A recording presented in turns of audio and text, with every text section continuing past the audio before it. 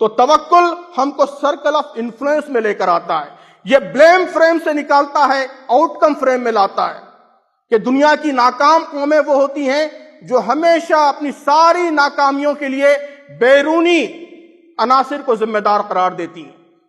امت مسلمہ پہ یہ پریشانیاں کیوں ہیں؟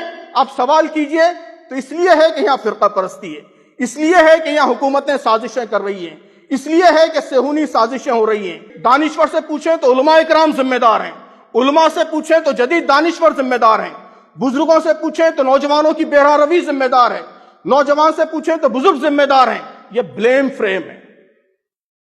توکل آپ کو بلیم فریم میں رہنے نہیں دیتا، دوسروں کے معاملات کا ذمہ اللہ کے حوالے، اللہ تبارک و تعالیٰ کے ذمے، میرا معاملہ میرے ذمے، مجھ پر اصل ذمہ داری یہ ہے کہ میں کیا کر سکتا ہوں، اس امت کے خراب حالات کے لیے میں کتنا ذمہ دار ہوں، میں اپنی آپ کی کیا اصلاح کر سکتا ہوں، میں کیا اقدام کر سکتا ہوں، کیا کنٹریبیوشن دے سکتا ہوں کہ ملک کے حالات بہتر ہو جائیں، ملت کے حالات بہتر ہو جائیں، میرے شہر کے حالات بہتر ہو جائیں، میرے محلے کے حالات بہتر ہو جائیں۔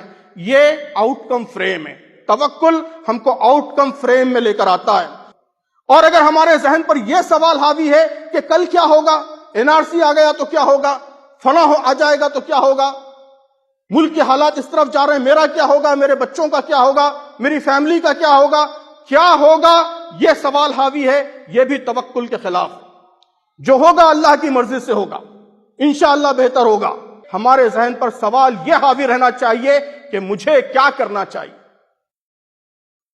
ان حالات میں میرے لیے کیا آپشنز ہیں، گیون سچویشن میں اپنے مقصد کی طرف، اپنے نصب العین کی طرف آگے بڑھنے کے لیے میرے پاس کیا راہ موجود ہے، کون سی نئی راہ موجود ہے۔ اگر پرانی راہیں جن پر میں اب تک چلتا رہا وہ بند ہو گئی تو میں نئی کون سی راہ تلاش کر سکتا ہوں۔ تو ہر دم میرے ذہن پر اگر یہ سوال حاوی رہتا ہے تو یہ توکل ہے، اس لیے کہ ہم اسی کے مکلف ہیں۔ اللہ کا کام اللہ کو کرنے دیں، میرا کام میں کروں۔ دنیا کے معاملات، بڑی بڑی طاقتوں کے معاملات جو میرے کنٹرول سے باہر ہے وہ اللہ کے حوالے ہے، انشاءاللہ میں اس پر اللہ کی ذات پر توکل کروں گا۔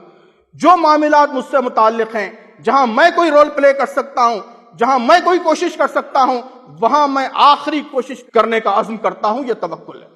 عزیزان گرامی، اس ملک کے جو کچھ حالات ہیں وہ اپنی جگہ ہیں، لیکن آپ غور کریں گے تو محسوس کریں گے کہ اس میں کرنے کے بہت سارے مواقع ہیں۔